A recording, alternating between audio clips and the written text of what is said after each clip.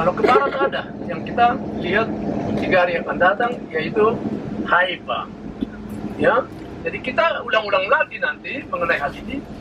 Kita akan siap untuk makan. Makan ini Bapak Ibu, atau gini, seluruh tim dari Ibu Pendeta Arianja atau Ratu Wisata selalu makan di restoran di Elat ini.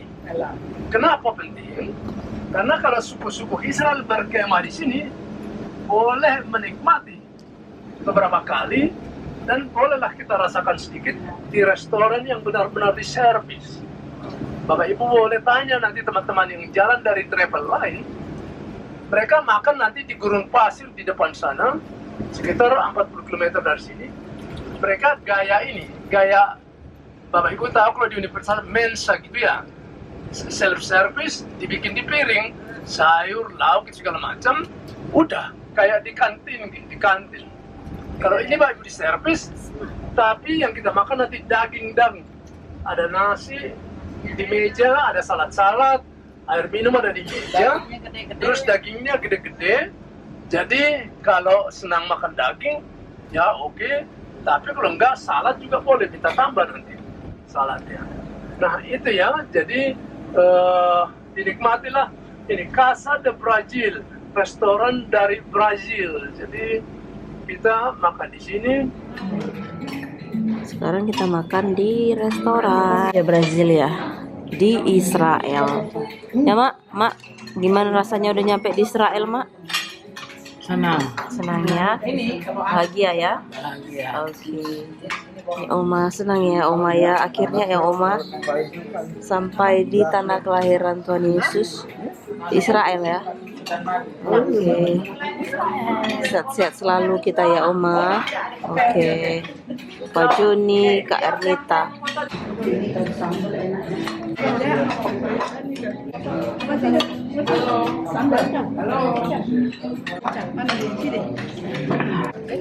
Oh iya.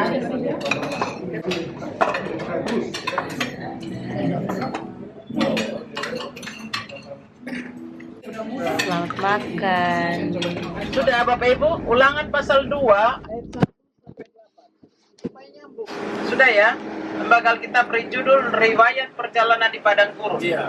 Kemudian kita balik dan berangkat ke padang gurun ke arah laut Teberau, seperti yang difirmankan Tuhan kepadaku. Lalu kita berjalan keliling pergunungan Seir. Lalu berfirmanlah Tuhan kepadaku demikian. Telah cukup lamanya kamu berjalan keliling pegunungan ini. Beloklah sekarang ke utara. Perintahkanlah kepada bangsa itu demikian.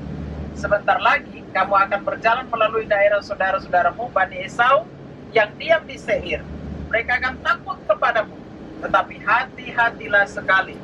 Janganlah menyerang mereka, sebab aku tidak akan memberikan kepadamu setapak kaki dari negeri mereka. Karena kepada Esau telah kuberikan pegunungan Seir menjadi miliknya. Makanan haruslah kamu beli dari mereka dengan uang, supaya kamu dapat makan. Juga air haruslah kamu beli dari mereka dengan uang, supaya kamu dapat minum. Sebab Tuhan Allahmu berkati engkau dalam segala pekerjaan tanganmu. Ia memperhatikan perjalananmu mulai padang gurun yang besar ini ke 40 tahun ini. Tuhan Allahmu menyertai engkau, dan engkau tidak kekurangan apapun. Kemudian kita berjalan terus meninggalkan daerah saudara-saudara kita Bani Esau yang diam di Seir, meninggalkan jalan dari Araba, Yordan, yakni dari Elat dan Ezion Geber. Sesudah itu kita belok dan berjalan terus ke arah padang gurun Moab. Ini dia, jelas ya Bapak Ibu yang baca kitab ini udah ada yang 5 kali Bal. Kejadian sampai Wahyu ada yang 4 kali. Udah nyambung. Iya, jadi jangan dilewatkan. Kenapa? Kalau kita sering baca, jadi ingatkan kembali. Terus, oh iya-nya 3 kali yang kuat. Nah, tadi disebutkan Seir.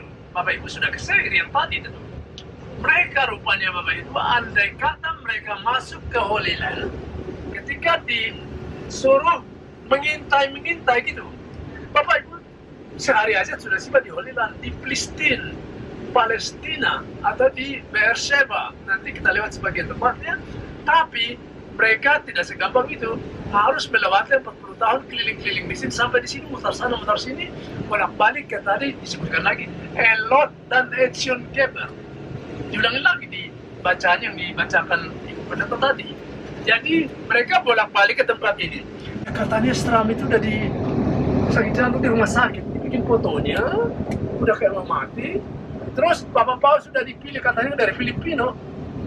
Saya kejebak nih.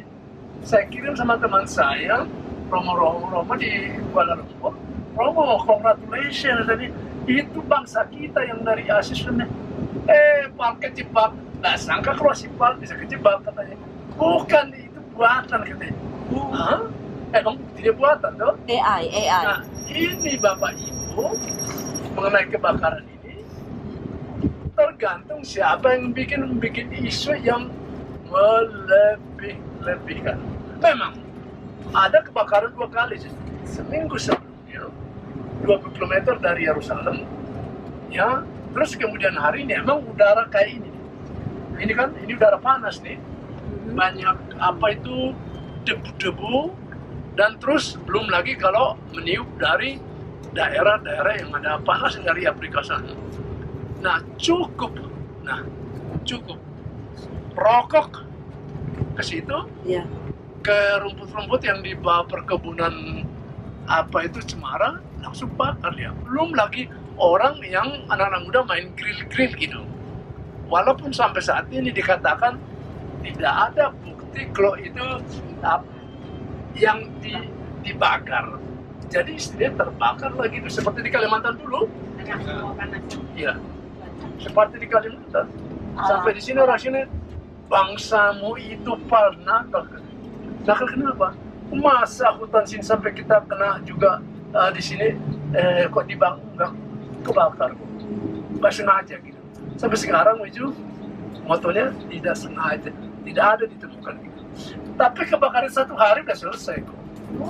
Tapi kalau di Indo mungkin supaya menggawatkan Israel yang lagi perang-perang, ya, sampai katanya ada travel yang cancel. Hah? Iya. Jadi yang bikin Instagram ini, thank you, kasihan dulu percaya gue ini, ya. Terus yang melihat itu udah puluhan ribu orang, berapa dolar tuh puluhan orang dalam Instagramnya. Nah yang gitu-gitu, memang benar ada kebakaran. Lusa-lusa kita menuju ke utara, kita akan lewat tempat itu. Dekat-dekatnya kita lihat, ya. Hah? Iya, jadi dicek sama travel gitu. Pasem itu lebih ratu kan. Kalau dia 1 hari tidak kontak-kontak sama kita, kayak missing something maksudnya. Ya ada aja yang dicek gitu. Ya, Bang, ini gimana? Ini Bang, tapi sekarang ini gimana kandas? Sini 10 menit aja ya. Oke. Kita terusin. Baik. Mari kita kembali ke orientasi kita karena kita untuk meneruskan acara napak tilas kan. Napak tilas melangkah. Memang setiap langkah di sini Yeriko itu tuh karena mereka sudah tahu posisi di mana mereka nanti menyeberang ke sisi tanah perjanjian yang dijadikan kita. Itulah tempatnya. Dari mana mereka tahu? Ya namanya ada hambanya di hikmat itu, yaitu siapa? Yosua, Bendun, dan Kalib. Ada 1, tapi tidak lengkap misinya dia. Siapa itu? MUSA.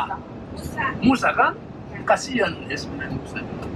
Padahal dia udah berjuang sampai nanti lari ke Gunung Sinai, diutus lagi membawa bangsa itu kembali dari sana, tapi kok injak kaki aja nggak bisa.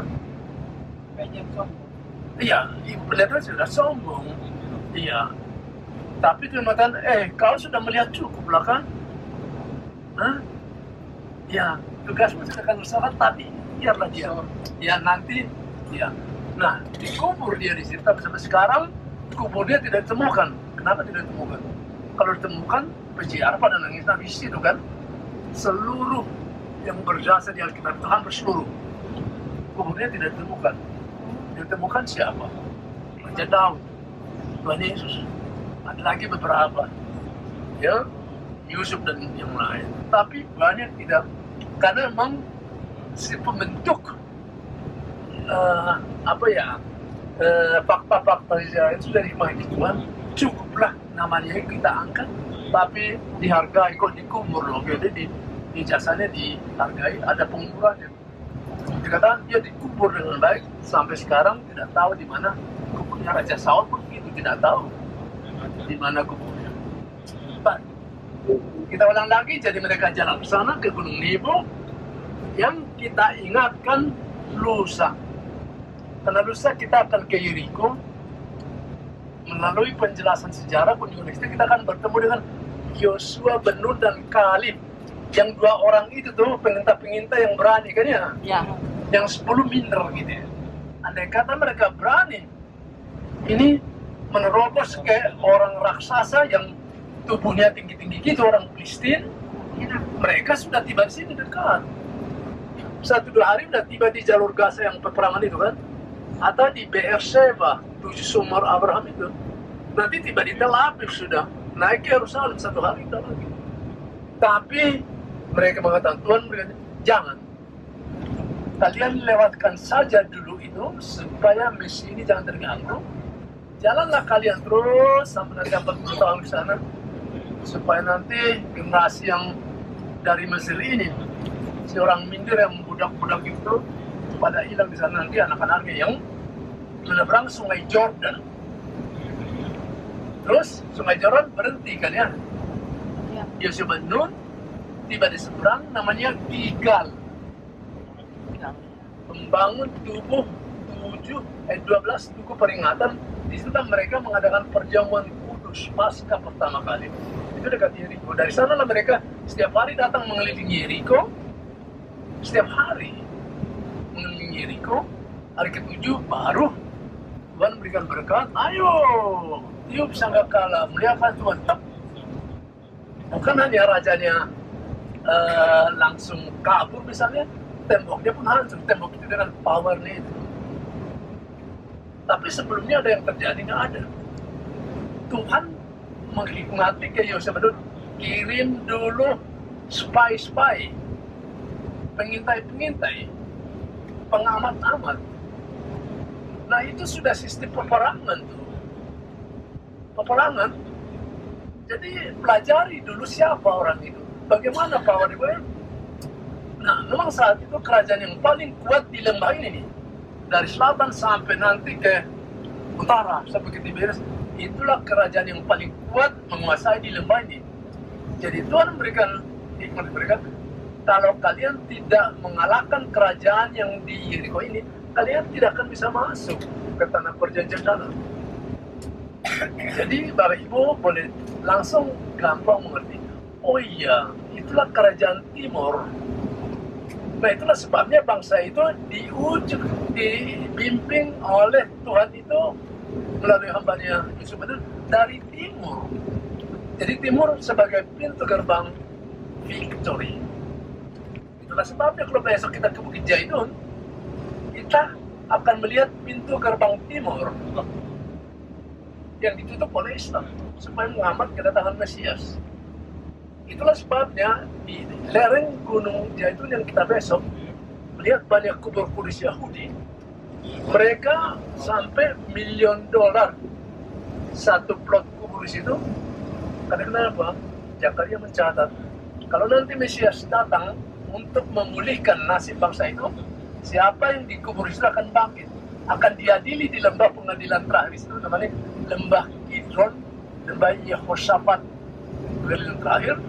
Ya, maka di sisi timur itu, karena mereka percaya Mesias akan dari timur, itu gerbang dari timur. Nah itu kita ulangin besok. Ini melompat saja sejarahnya tadi. Nah kembali ke tempat ini. Lihat bukit yang sebelah kiri itu tuh.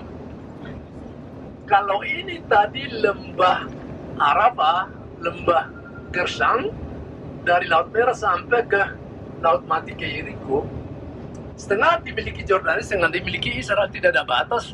Tapi mereka sudah tahu, sekian untuk kamu, sekian untuk kita, kata Israel. Tapi di sisi barat ini nih, ini barat, sana timur. Sisi barat ini Gersang sampai ke Laut Tengah, sekitar 150 km. Andai kata kita bukit ini lurus ke sana sekitar 70-75 km, kita sudah bertemu dengan si Hamas. Hamas itu, yang berperang dengan Israel. Ya, namanya Gaza, jalur Gaza. Antara jalur Gaza dengan perbukitan ini ada satu kota besar keempat di Israel namanya Beersheba. Pernah dengar ya? Beersheba itu namanya Indonesianya 7 sumur. BR itu sumur, kan Sheba 7. Ehad times a lost arba meses Sheba. Sheba, Bat Sheba, putri yang kedua. Ya, jadi disitulah Abraham, Bapak Alkitab itu, bikin suatu perdamaian perjanjian ke orang Palestina, bukan orang Palestina sekarang. Orang Palestina sekarang adalah keturunan Arab. Kalau orang Palestina yang dipertemukan Tuhan ke Abraham adalah orang pendatang dari Pulau Kreta penjajah. Ya, nama Palestina adalah Peles, si penduduk, si penjajah, si penguasai, bahkan si perampok mereka. Maka mereka selalu dimusuhin di sini. Ya, tapi karena kekuatan mereka, abad mereka menjadi suatu kayak kesukuan yang kuat di sini. Sampai memiliki raja namanya Abimelech,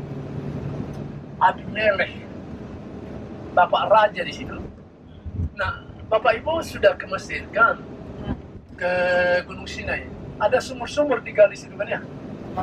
Iya, ada yang pahit, ada yang...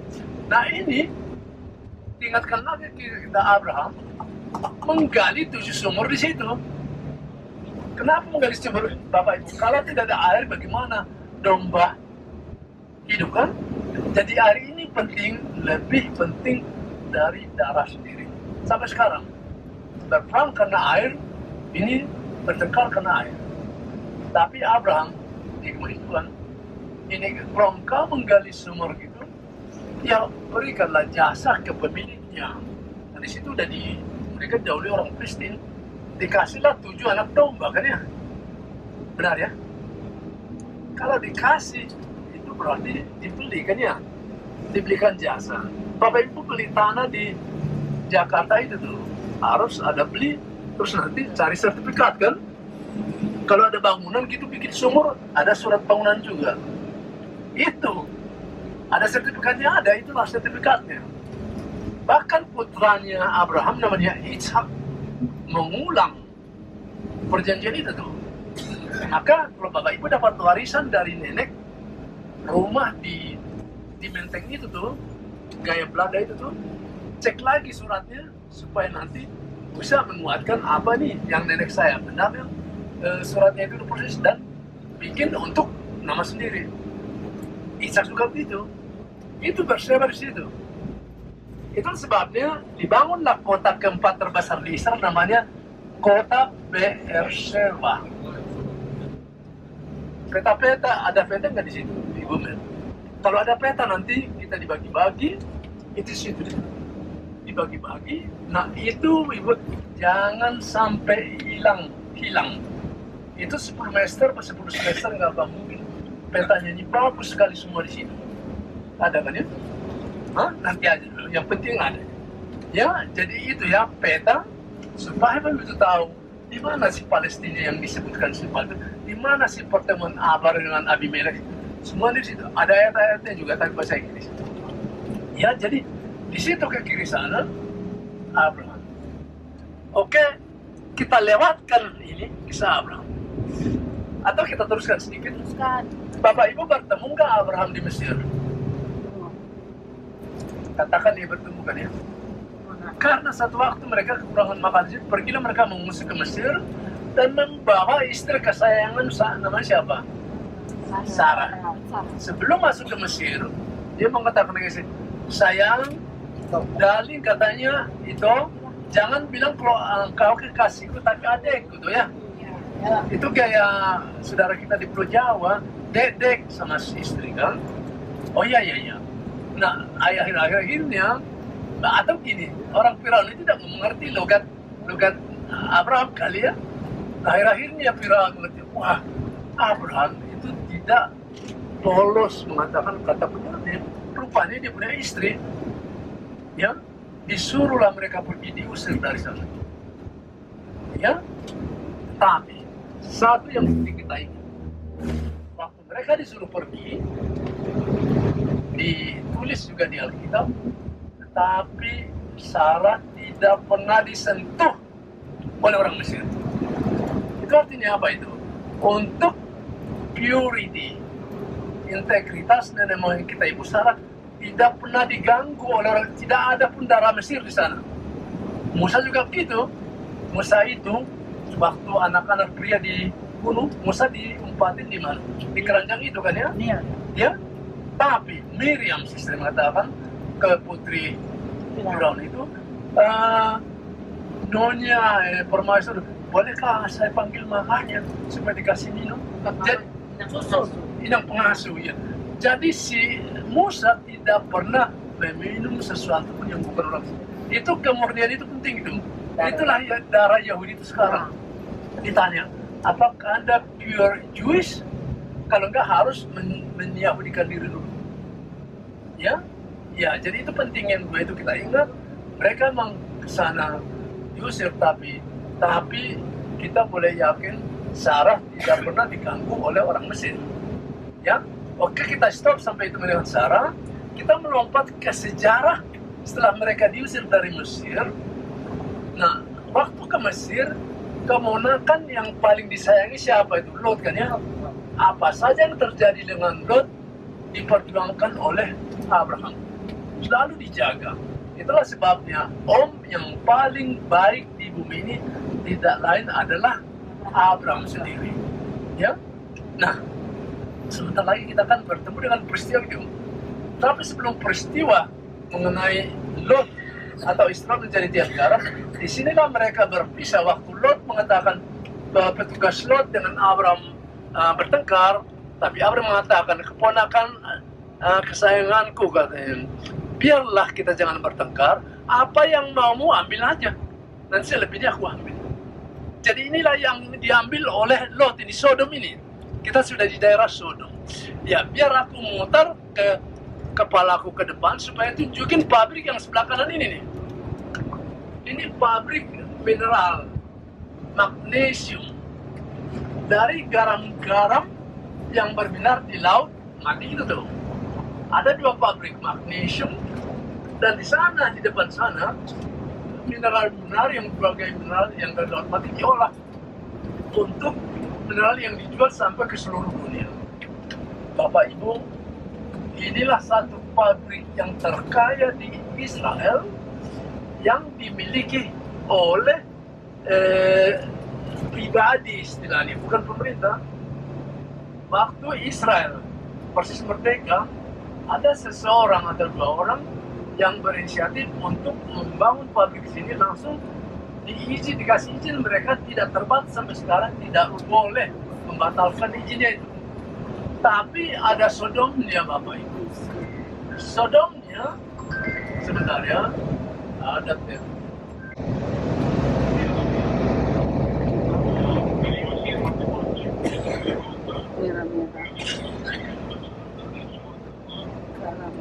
Bapak Ibu, kita sudah lewat pabriknya tadi, pabrik garam tentu. Istilah saya ini memang agak kejam istilahnya ini, garam yang diolah-olah ini nih. Istilah Sodom, karena miliar, triliun, money, merubah kualitas udara atau klima di Holy Land ataupun di Timur Tengah, bahkan berpengaruh ke Indonesia. Mau dibawa ke pengadilan apapun, mereka ini tidak akan kalah. Ya, jadi kembali ke karakter yang ada pada zaman Lot di sini. Ya, karena uang ini, maka bukan hanya daerah Sodom ini atau daerah Timur Tengah rusak, tapi dunia pun rusak. Karena kerakusan mereka untuk posesi triliun dolar itu tuh. Sodom yang dulu juga begitu. Kekayaannya itu tidak terbatas, dihitung dengan level yang dulu tentunya kan. Sampai mereka pun lakon sehari-harinya itu bukan lakon yang layak di mata Tuhan, di mata manusia pun tidak. Sudah bersodomi, Bapak Ibu sudah tahu lah istilah bersodomi kan. Tidak layak lagi lakonnya, apapun dilakukan di situ. Maka malaikat Tuhan datang untuk menasehatkan ke Abraham supaya biarlah ini orang yang di sini dikasih lihat supaya mereka ini siap-siap karena sudah dekat daerah Sodom ini akan hancur karena perbuatan mereka. Abraham langsung berinisiatif, kalau 50 orang yang masih ada baik boleh kata malaikat Tuhan. Sampai nanti turun ke bawah perhitungannya untuk keponakan Lot ini. Ya paling tidak dia harus aman gitu. Ya. Nah, tibalah saatnya cepatlah kalian pergi. Ya, karena timingnya waktunya sudah dekat. Maka jangan menoleh ke belakang lagi. Tapi ibu Lot ini, masih tahu nggak nama istri Lot? Siapa? Yang kuat ya, kita udah bertemu supaya nanti dia tersinggung. Masa nama saya nggak tahu katanya? Ya namanya kita tidak tahu, tapi Nonya Lot. Ya Nonya Lot saja kita tidak tahu. Istri Lot. Tapi si istri ini, ya tidak tega lah meninggalkan istilah kita sekarang emas dan berlian ini masih menoleh ke belakang. Ya, bagaimana dia meninggalkan ini? Ya harta ini yang sudah ini dikumpulkan selama ini, ya perbuatan baik atau tidak baik itu tidak perlu disebutkan.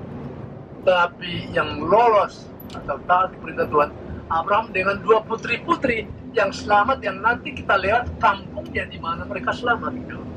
Ya penjelasan sesingkat di sini, tapi kita siap untuk turun untuk berfoto karena istri Lot sudah menunggu. Kalau kita tidak berfoto di sini, dia pasti akan tersinggung. Ya, tapi tidak lama loh ya. Oke, ibu-ibu, bapak-bapak langsung ikut abah-abah dari Ibu Mel.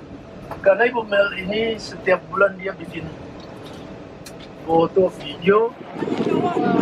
Mana tiang garamnya, Kak? Oh. Jadi itu yang kelihatan kan, ini namanya tiang garam istri Lot yang dia menoleh ke belakang. Kalau kalian mau tahu ceritanya, baca di Alkitab aja. Istri Lot jadi tiang garam, pasti nanti ada kelihatan. Jadi itulah dia. Ya. Ayo, Mak.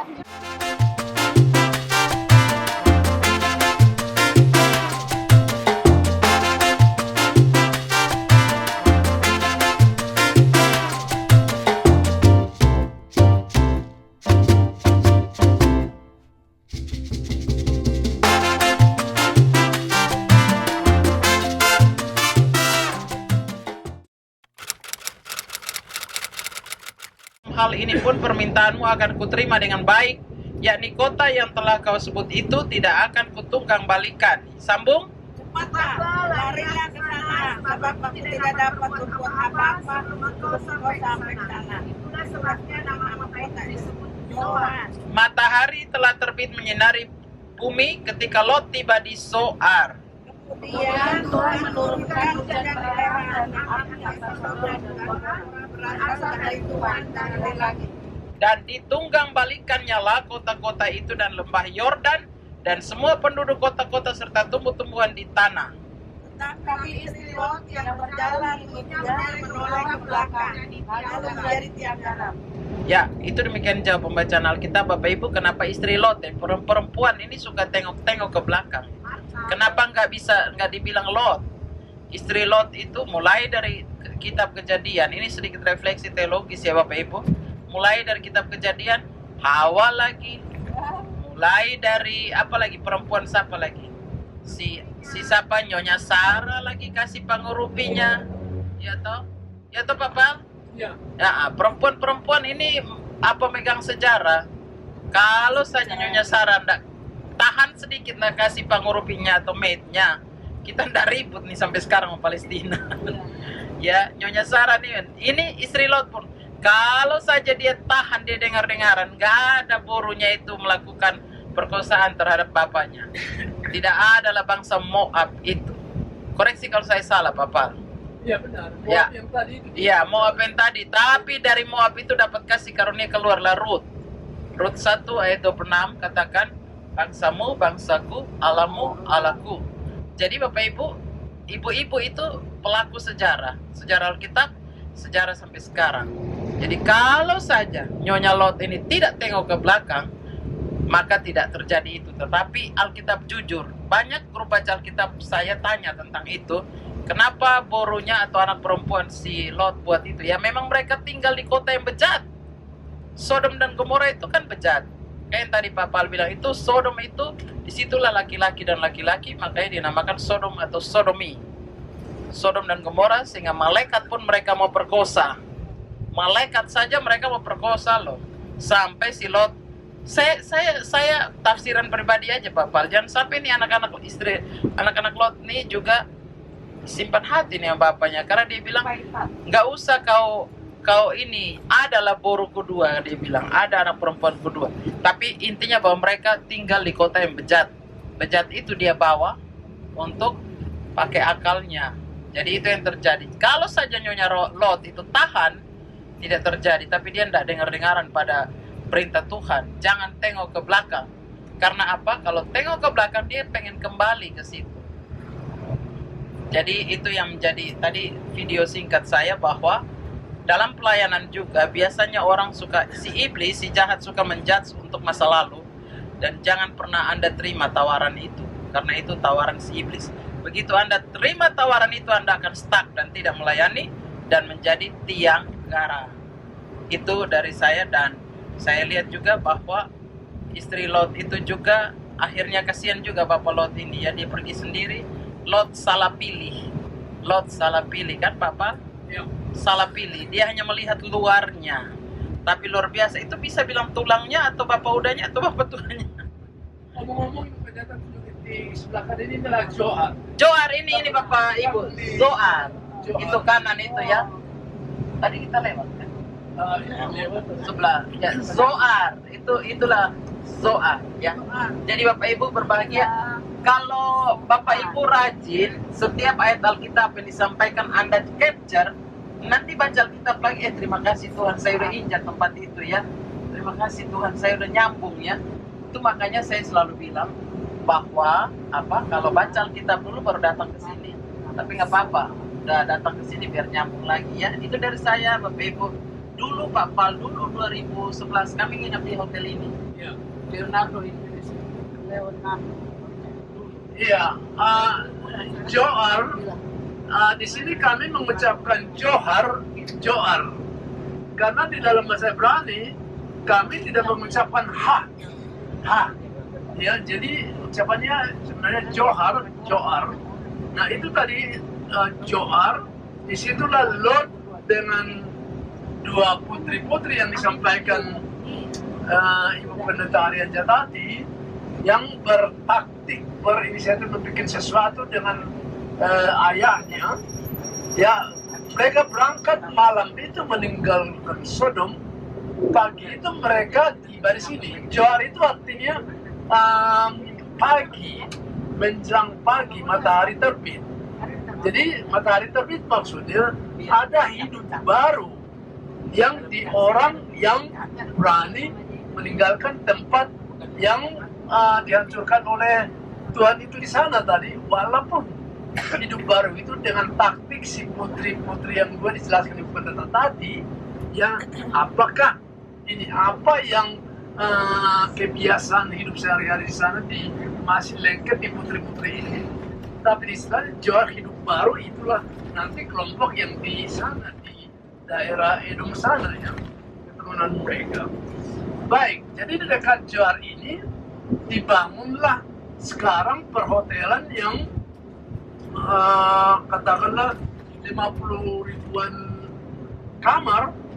Dibangun waktu saya tiba di sini bisa dihitung hotel misalnya 45, tapi sekarang sudah banyak sekali. Sampai beberapa tahun yang lalu Ibu Pendeta Arianja ya gaya lah, bukan gaya, sorry. Gaya memang. Gaya. Orang-orang kaya. Tapi memang begini, dulu satu alasan permintaan umum yang sekarang ini maupun orang Israel maupun orang asing dari Skandinavia tidak sebanyak yang dulu. Nah, apa yang terjadi? Karena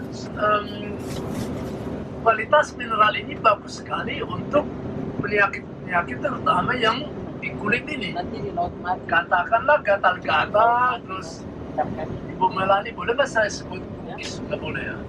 Laut mati. Psoriasis kata halusnya, kata Ibu Melani. Di sana.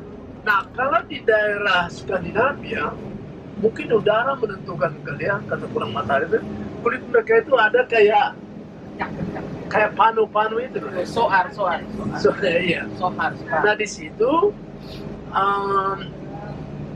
di sistem medis mereka, boleh mereka datang ke sini 2 minggu, dibayar oleh asuransi mereka.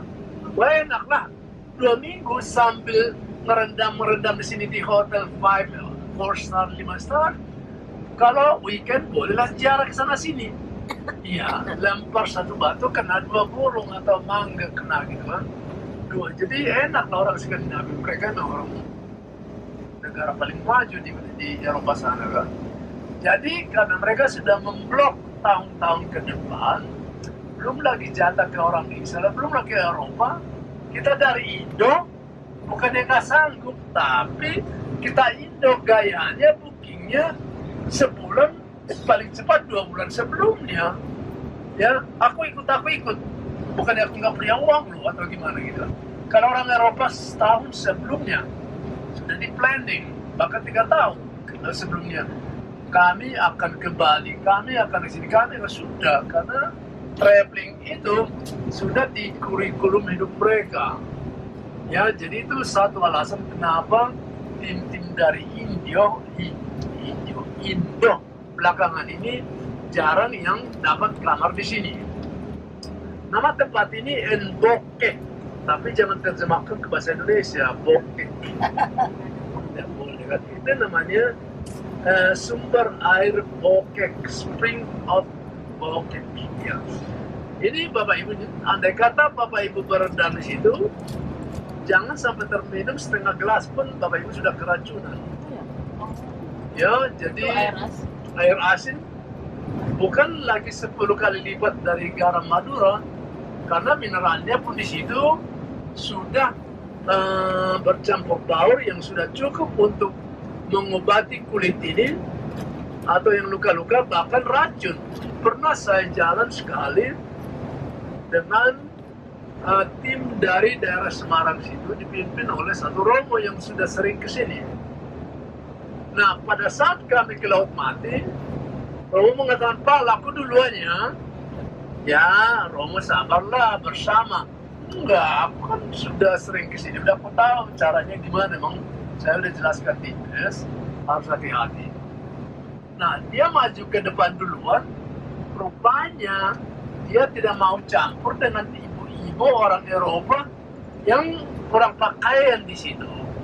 Karena orang-orang Eropa kan, Bapak Ibu tahu, nggak perlu saya jelaskan kan. Ya, kalau kita ibu-ibu pakai kaos masih, itu pun kaos mungkin yang bukan warna putih gitu. Kalau orang Eropa enggak, tambah sedikit tambah enak katanya. Nah, Romo akan menjauh dari situ. Waktu jalan ke sana, ya dia menginjak satu dua batu di situ, jatuhlah, terguling, dia terminum air itu. Setengah jam kemudian, kami harus memanggil rumah sakit helikopter. Dibawalah dia ke rumah sakit di Yerusalem, rumah sakit terkenal. 3 jam kemudian saya ditelepon, Master Guide, your pastor, father has already gone. Sudah pergi, baru pulang dia. Waduh, saya pun langsung sedih sekali. Kami semua grup itu sedih sekali. Ya, sampai mereka meneruskan grupnya itu menuju Mesir. Tapi ya, apa namanya? Sedih. Ya sedih, tapi itulah yang terjadi di Romo itu. Nah, kenapa saya sebut? Karena ini bukan lagi obat, tapi racun sudah. Begitupun kalau kita ke sana lusa, Bapak Ibu, terutama Bapak dan Ibu yang kayak berdiri yang kurang stabil gitu, harus hati-hati ya. Harus hati-hati, itu kita jelaskan lagi ulang besok, tapi pede bagus, percaya diri, tapi jangan terlampau pede jagoan gitu. Ya, percik sana percik sini. Kalau sudah jatuh untuk kembali ke arah posisi, menyelamatkan posisi gitu nggak gampang. Jadi itu ya, jadi harus sadar selalu bahwa air ini bukan air biasa, bukan air tawar, bukan air laut Indonesia. Air laut Indonesia diminum 1 gelas masih oke, tapi ini jangan ya. Nah inilah yang ditanya Pak Pendeta tadi. Ini laut mana? Laut mana? Ini daratan ini sedikit sekali, masih ada kayak rawa-rawa gitu. Tapi sekarang sudah kering. Kenapa? Jawabannya karena si tim Sodom tadi, bukan Sodom istri Lot, tapi yang punya pabrik tadi. Iya. Kenapa, Mang? Karena mereka menguapkan air itu jutaan ton per minggu, ton kubik meter lah ya, harus dikeringkan.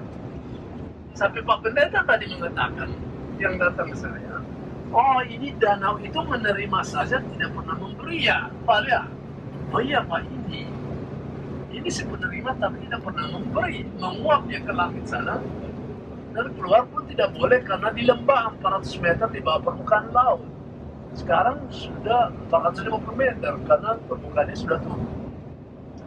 Iya, jadi sumbernya Pak, yang kita mengatakan sumbernya dari Sungai Jordan saja, iya, dari Danau Tiberias. Sehingga pengeluaran dengan pemasukan tidak seimbang, berarti minus lah selalu kan ya. Dan yang lebih membahayakan lagi, si pabrik tadi sudah masukkan air ke sini minimum, tapi disemprot lagi oleh pabrik tadi habis-habisan, maka daratan-daratan yang kita lihat ini sekarang. Nanti deh kalau kita ke depan, saya tunjukkan di mana waktu saya dulu tiba di sini, belum jadi guide, kerja di kantor di Yerusalem. Kalau hari Sabtu tidak kerja, hari Jumat Sabtu tidak kerja, kesinilah mainnya dulu. Permandian yang bagus sekali dibangun oleh pemerintah Israel. Ya selalu penuh, ada restoran, ada pokoknya fasilitasnya bagus. Dan 12 suku. Mereka itu adalah keturunan Israel atau Yakub yang namanya dirubah oleh Tuhan ketika dia kembali dari omnya Laban, dari Aram, kembali ke tanah nenek moyang, tibalah di satu tempat di mana dia kakeknya dulu Abraham berkemah. Itu dia tentunya berdoa mengucap syukur boleh kembali ke tanah nenek moyang yang juga Tuhan kediam. Dari situ Tuhan menyampaikan ke dia, ya keturunanmu nanti yang meneruskan misi ini, namamu bukan lagi Yakub tapi Israel, umat Tuhan. Yakub artinya itu Bapak Ibu ya, si kembar dengan Esau. Dia lahir setelah abangnya Esau lahir, dia lahir mengikuti abangnya. Jadi kata persisnya adalah tumit. Tumit kita ini nih, di belakang pengikut.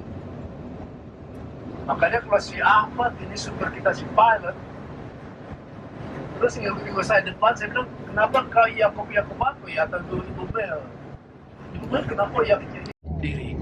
Jadi boleh kita katakan kasih Kristus sudah itu ya. Maka kita udah lewatin dia, jangan lupa Ibu Bapak, jangan lupa 1-24. 1-24. Ya, kalau mau baca semua ayat 1 sampai 28 selesai. Sampai selesai. Enggak salah deh, baca lah. Itu kan udah lihat tempatnya. Dan kalau terutama Bapak Ibu yang junior nanti datang lagi, tapi mungkin Ibu Pendeta nggak mau naik ke atas ya. Nggak apa-apa, kita tunggu di bawah. Di bawah aja. Iya. Curang. Ibu Melani yang bawa ke atas ya. Iya. Ringan dia badannya. Iya. Kita Enggak, kan karena dia udah sering ke sana. Di atas itu pasti mengalami sesuatu lah. Bukan soal keindahannya, terutama mengingat kasih agapenya Raja Daud. Apalagi yang kurang kalau kita punya kasih agape. Kasih yang menutupi banyak kesalahan dan dosa. Iya. Amin. Dia hanya bisa potong bajunya, jubahnya, jadi Saul. Makanya Raja Daud begitu dia tidak membunuh si Saul, makanya dia tulis Mazmur 105 ayat 15. Jangan berperkara dengan orang yang diurapi Tuhan, jangan mengusik mereka. Mazmur 105 ayat 15 kalau tidak salah. Coba Bapak Ibu, itu cikal bakalnya dari sini, dari NGD, dari 1 Samuel 24 ayat 1. Daud membiarkan Saul hidup.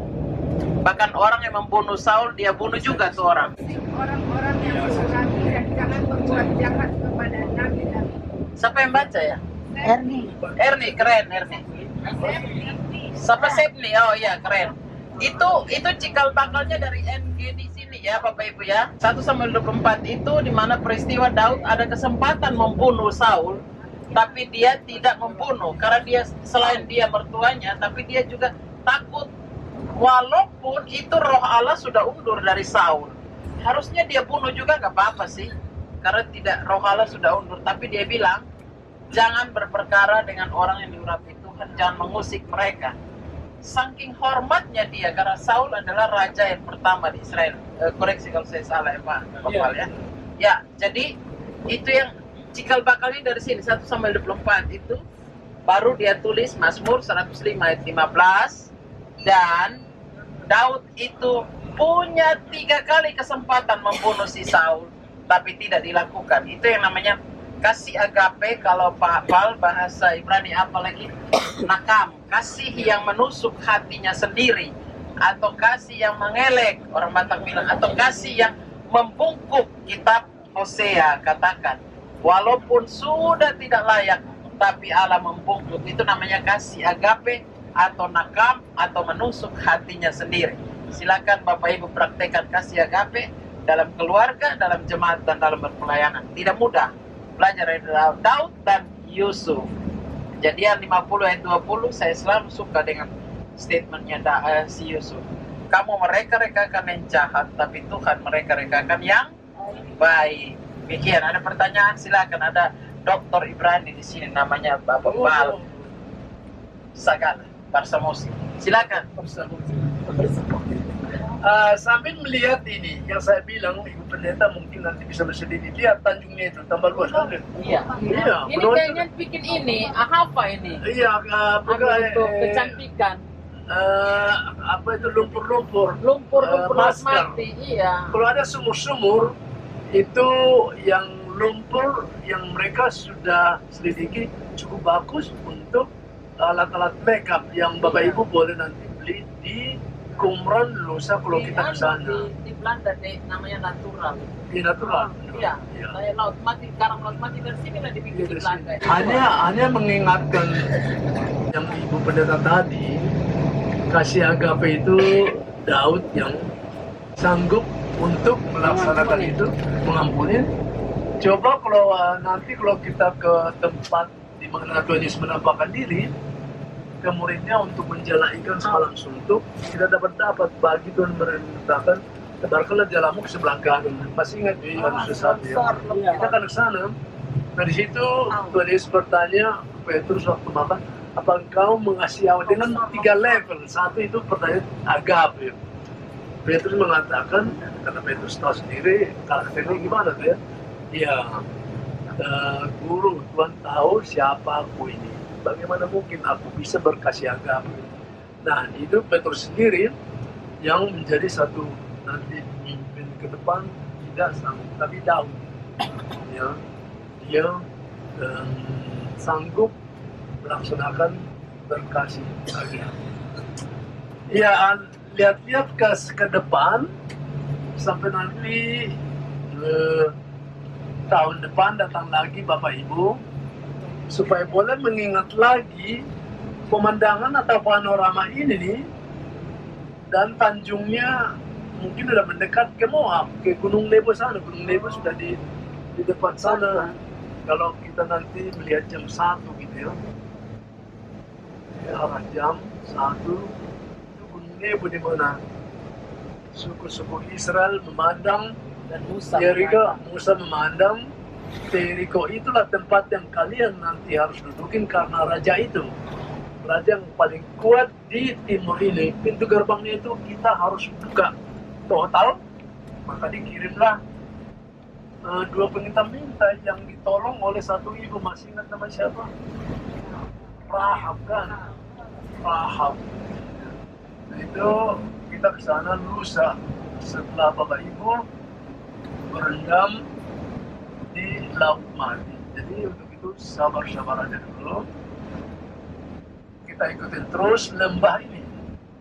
Kalau tadi di tempat perhentian tadi, kamar kecil tadi, lembahnya luas, ini tambah sempit karena bukitnya ini sambil meninggi ke atas itu perbukitan Judea. Judea kalau di sana adalah daerah Moab. Kalau Bapak Ibu senang berilmu geolog, ilmu tanah, nah inilah dunia Bapak Ibu. Kenapa? Karena kalau meneliti ciri khas karakter batu-batu di sana, batu karang lain dengan di sini. Di sini batu kapur semua ini. Jadi batu yang paling muda di bumi ini. Kalau di sana paling tua, seperti yang Bapak Ibu sudah ke Gunung Sinai. Batu yang di Gunung Sinai adalah batu yang awal perkembangan ada gempa-gempa atau pengentalan gitu. Kalau di sini di bawah air tawar dulu ini, sehingga mengental, mengering, jadi perbukitan gitu. Jadi jadi Israel ini bukan hanya tempat berorientasi dengan historis, teologis, tapi juga dengan geologis. Ya, maka pendidikan selalu banyak di sini. Sampai dihubungkan nanti waktu zaman Lot. Ini bentuk buktinya gimana? Jadi waktu sebelumnya gimana? Ya, jutaan tahun sebelumnya gimana? Itu mereka boleh jawab dengan pendidikan dari mineral atau perbatuan yang ada di sini. Di tanam yang mengelola ini adalah orang tak. Kalau sudah ada begini-begini itu tidak diambil lagi tuh. Karena kualitasnya mungkin tidak bagus untuk dijual, tapi nanti dibikin kering gitu menjadi bahan organik. Nah, ini perkebunan tadi ini di bawah Laut Mati dulu, berarti tanah itu mineralnya adalah mineral yang bergaram. Iya, tapi si petani Israel, kelebihan mereka sanggup untuk menyelidiki tanah ini apa sih yang dibutuhkan untuk boleh nanti menghasilkan sesuatu. Kalau ya, perkebunan apa, tanaman apa yang boleh dihasilkan. Nah, itu yang mereka selidiki. Maka kalau kita lihat nanti ke depan ini, banyak perkebunan kurma, yang lain pemeras susu, gajinya mungkin $2.000 per bulan, atau tidak sampai segitu. Nah, masa kok saya mau? Ya, tapi karena prinsip itu bukan prinsip ya egonya, tapi kebersamaannya itu yang bisa bikin maju. Pertanyaan Bapak tadi, nah, jadi bagaimana kibbutz ini masih jalan enggak seperti prinsip ini sekarang? Tidak lagi. Masih ada nama kibbutz komunitas, tapi dengan keterbatasan. Ya, misalnya kapital tertentu itu digunakan untuk kibbutz, yang lain untuk independence sesuai dengan persetujuan yang mereka laksanakan. Tapi tidak ada lagi seperti kibbutz yang dulu 100%. Apa yang kamu miliki, milikku juga milikku, kayak gitu, nggak ada. Sekarang nggak ada lagi. Ya. Ini kibbutz semua ini, perkebunan ini, kibbutz, walaupun tidak seperti prinsip atau fondasi komunitas yang pada awalnya dimulai. Banyak yang meniru ini, kalau nggak salah termasuk di Indo kali ya. Tapi yang tidak untuk menjadi anggota kibbutz harus benar-benar patriotik sekali, haruslah. Ya, dan mau mati pun untuk kita, misalnya mau lapar pun untuk kita gitu. bersambung. Sekarang hati kami berdiri di pintu gerbang Hai Yerusalem. Hai Yerusalem yang telah didirikan sebagai kota yang bersambung rapat. Mana-mana susun siaran yang ditutup Tuhan untuk menunjukkan pada nama Tuhan sesuai dengan peraturan mereka. Sebab di sanalah ditaruh kursi-kursi pengadilan, kursi-kursi milik keluarga Raja Daud. Berdoalah untuk kesejahteraan Yerusalem. Biarlah orang-orang mintaimu dapat sentosa. Biarlah kesejahteraan ada di lingkungan tembokmu dan sentosa di dalam purimu. Oleh karena saudara-saudaraku dan teman-temanku, aku hendak mengucapkan semoga kesejahteraan ada di dalammu. Oleh karena rumah Tuhan Allah kita, aku hendak mencari kebaikan bagimu. Kita berdoa. Ya Tuhan Allah, pencipta langit dan bumi, Allah Abraham, Ishak dan Yakub, Allah yang kami kenal di dalam nama Tuhan kami Yesus Kristus. Sekarang Tuhan, kaki kami menginjak akan Yerusalem, kota kudus. Terima kasih ya Allah untuk kelayakan yang Tuhan berikan bagi grup kami. Pribadi lepas pribadi, Engkaulah yang memilih kami. Maka sekarang Tuhan, kami menerima undangan-Mu untuk datang di kota Yerusalem dengan segala keberadaan kami. Tuhan tahu isi hati kami. Maka Tuhan, terimalah ucapan syukur kami. Dan Roh Kudus Allah, jagalah hati dan pikiran kami, supaya kami melakukan yang baik dan benar, dan kami menyambut berkat Tuhan di kota Yerusalem ini. Kami terima undangan Tuhan seperti Mazmur 122. Berkati kami pribadi lepas pribadi ya Tuhan, supaya kami pulang membawa berkat ini kepada keluarga, kepada jemaat, kepada bangsa kami. Terima kasih Bapa atas kelayakan ini. Berkat Tuhan mengalir bagi kami semua. Dalam nama Tuhan Yesus kami berdoa. Amin. Oh Yerusalem. Sep nih Yerusalem sini. Oh Yerusalem, kota mulia, hatiku rindu ke sana. Ulang lagi, oh Yerusalem, kota mulia. Oh Yerusalem, kota mulia, hatiku rindu ke sana. Tak lama lagi Tuhanku datanglah. Tak lama lagi Tuhanku datanglah. Bawa saya masuk ke sana. Saya masuk sana. Tak lama lagi Tuhanku datanglah. Lama lagi Tuhanku datanglah. Bawa saya masuk sana. Oh Yerusalem, kota mulia. Oh Yerusalem, kota mulia. Hatiku rindu ke sana. Hatiku rindu ke sana. Sekali lagi, oh Yerusalem, kota mulia. Oh Yerusalem, kota mulia. Hatiku rindu ke sana. Tak lama lagi Tuhanku datanglah. Tak lama lagi Tuhanku datang. Bawa saya masuk sana. Saya masuk sana.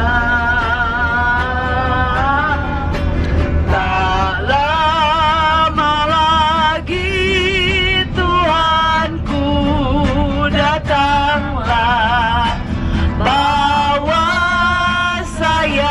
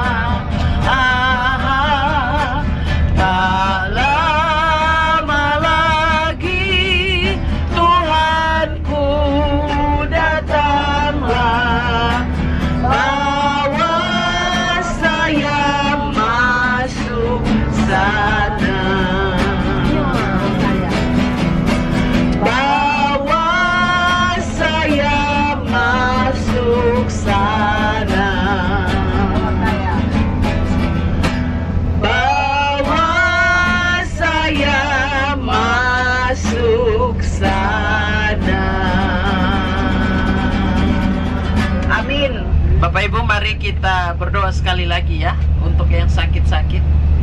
Ya, Opong Fani ya. Mari kita berdoa. Ya Tuhan, kami di sini, Yerusalem kota mulia. Kami sambut Tuhan berkat-Mu di Yerusalem ini. Kalau orang lumpuh bisa berjalan, dan kami ingat firman-Mu, bangun, angkat tilammu, dan berjalanlah. Ini kami Tuhan yang bergumulan sakit. Opung Fani, juga Oma Sri Lololuan beri kekuatan, Opa Martin, dan kami semua hamba-Mu, Tuhan tolong supaya kaki bisa sembuh. Dan kami setiap yang mempunyai pergumulan sakit penyakit di kota ini, kami sambut berkat Tuhan. Kami datang dalam keadaan sakit, kami pulang dalam keadaan pulih dan dikuatkan. Terima kasih Bapa, iman kami sebesar biji sesawi. Nyatakanlah kuasa dan keadilan-Mu. Demi Kristus Tuhan kami bermohon. Amin.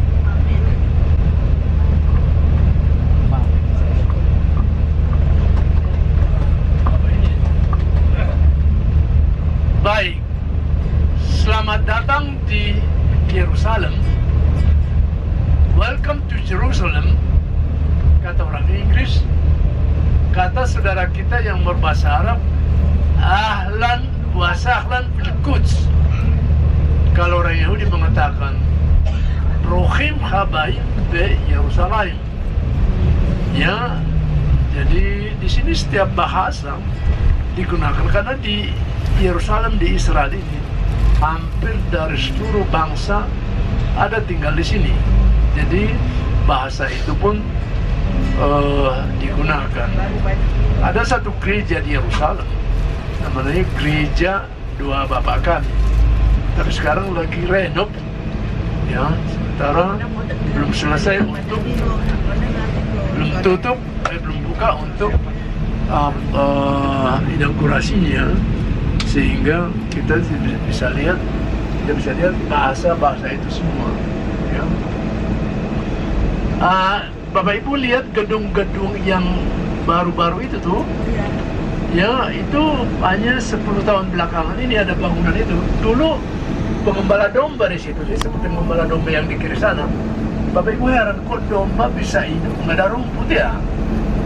Ya, jadi kalau domba dari Indo ditaruh sini langsung dia pingsan dia. Karena rumput yang gersang-gersang gini mungkin nggak sanggup untuk perutnya. Tapi percaya rumput yang gersang-gersang itu ada juga protein-protein yang boleh dimakan di situ. Nah, itu dulu tempat pengembala domba di situ. Itulah tempat Lazarus, Marta dan Maria. Masih ingat ya? Karena kita tidak boleh masuk ke situ karena itu sudah di tangan Palestina, namanya Betania. Betania. Atau bahasa Arabnya Azaria, artinya Lazarus. Azaria itu bahasa Inggrisnya Lazarus ya. 11. Ya, sayangnya tempat-tempat yang jatuh ke tangan mereka sebagian ditutup untuk peziarahan dulu. Tapi kalau kita ke Bethlehem, Padang Gembala dibuka dan tempat kelahiran Tuhan Yesus juga dibuka. Kita ke sana. Bapak dan Ibu, Yerusalem itu letaknya 800 meter di atas permukaan laut. Jadi kalau sore, malam, dan pagi itu cuaca masih dingin, angin cukup kencang ya.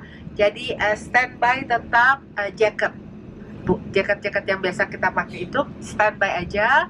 Karena pagi-pagi kita akan jalan ya. Jadi seringkali masih berasa dingin anginnya ya. Lalu standby selalu topi yang dibagikan, atau kalau ada payung silakan bawa payung karena mendadak tiba-tiba cuaca panas sekali. Jadi harus antisipasi ya. Nanti ke arah hotel Bapak Ibu itu bagian Yahudi semua. Hotel Bapak Ibu di tengah kebun, namanya Tantur, banyak perkebunan jaitun. Itu persis dekat di mana Rahel itu dikubur setelah melahirkan putra kesayangan siapa itu? Benjamin. Ya di situ dulu Migdal Eder itu yang penjaga domba. Situ hanya sekarang persis di samping Hotel Babi itu ada tembok. Dibangun oleh pemerintah Israel. Jadi andai kata tidak ada tembok, Bapak Ibu boleh ke situ masuk. Ya, tapi dekat. Hotel Bapak Ibu tenang gitu, tenang, tidak ada mendengar berisik, mencurkan, membunuh bangsa. Jadi dulu seperti di Indo juga selalu diprotek permukiman gitu. Nah tentunya karena Yerusalem adalah kota yang selalu direbut-rebut, maka temboknya pun tembok yang solid sekali. Kota berkubu katanya. Kota berkubu ya. 122. Iya, selalu kota berkubu. Nah, yang sekarang kota Yerusalem itu kita namakan kota tua Yerusalem. Nah, andai kata tidak ada tembok, jadi seperti di luar saja. Ada lapangan bola, ada toko, apa saja ada di situ. Sekolah, diskotek, ya jalan-jalan walaupun jalan-jalannya kecil. Ada 4 kelompok ya, kelompok Yahudi, Kristen, Islam, dan Armenia. Ya, besok kita kesini nih, pertama nih, Getsemane, di mana Tuhan Yesus berdoa terakhir sebelum dikhianati oleh Yudas gitu. Ini yang di kiri, gereja yang kubahnya banyak tuh. Itu Getsemane. itu Getsemani di situ. Ya, kita besok pertama kali ke situ, sudah itu nanti ke Bukit Sion. Pak, Ya. baca Mazmur. Bapak Ibu, Markus 1 ayat 35, situ katakan pagi-pagi benar ketika hari masih gelap Yesus keluar dan berdoa. Kata keluar itu Yesus keluar dari tembok ini. Koreksi kalau saya salah, Bapak. Jadi Yesus keluar pagi-pagi untuk pergi berdoa. Pagi-pagi benar karena itu taman berdoanya Tuhan Yesus. Begitu kan, Bapak? Pagi, Markus 1 ayat 35, pagi-pagi benar ketika hari masih gelap Yesus keluar dan berdoa. Gitu ya, Bapak Ibu. Betul, saya ingat. Nah itulah yang dipraktekkan Yahudi. Mereka 3 kali sehari pagi sebelum matahari terbit, mereka juga berdoa ke sinagoga atau kemana. Kalau kita Islam sholat apa ya, subuh ya, kayak gitu. Nah terus itu siang nanti sudah itu duhur lah atau apa gitu. Ya, terus besok kita ke puncak Bukit Zaitun, lihat di kubur-kubur kudus Yahudi yang kita katakan tadi di timur.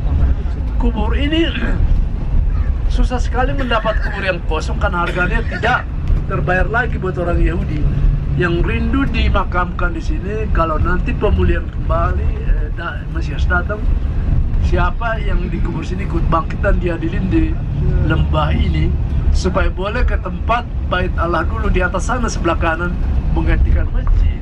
Jadi kita akan ke puncak Bukit Zaitun besok. Inilah Yerusalem, betulnya bukit-bukit semua, ya perbukitan semua. Nah kita akan turun sebentar lagi di samping kota Daud, di mana Daud istananya dulu, di mana dia bertemu mata dengan seorang ibu, siapa itu? Batseba. Ini di kiri ini nih.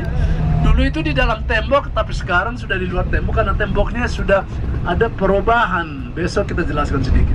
Nah, Bapak Ibu lihat parking yang di depan sana ini. Itu nanjak ke atas ketemu ratapan. Jadi itu yang saya katakan tadi. Kalau kereta roda didorong agak susah ke atas sana, ya, dan masih ada agak lumayan 200 meter ke tembok ratapan sana lewat ini. Enggak nih ayam. Mau ambil? Semuanya enggak, makanya dia stamina-nya kuat nih. Orang dia kemarin itu, ya hari inilah dia di atas, kami masih di taksi, kami udah di taksi, dia udah nyampe di belakang taksi. Silakan.